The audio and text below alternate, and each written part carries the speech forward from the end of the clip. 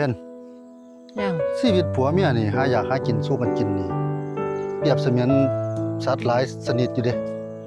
แต่ว่ามันมีสัตว์ชนิดหนึ่งที่มันเปรียบแล้วมันเกื้อกูลกันเพราะว่ามันยิ่งกับผู้ชายนี่คนละเพศละวัยแม่นบ่ มาคนละหม่องละบอน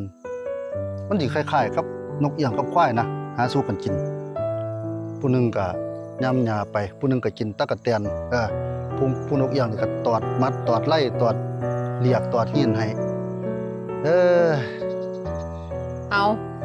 แล้วไผเป็นนกเอี้ยงไผเป็นควาย ข้อยเป็นผู้ชายหาอยากหากินทั้งนอกแล้วก็มาหามาสู่ลูกสู่เมียกินข้อยก็เป็นนกเอี้ยงแหล้วเนาะ ควายเป็นควายเนาะ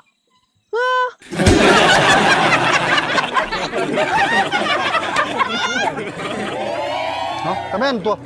ข้อยออกไปข้างนอกเปรียบเสมือนนกเอี้ยงเนาะเจ้าถ่าอยู่เฮียนก็คือจังควายตัวกินหญ้าอยู่แต่หม่องเก่า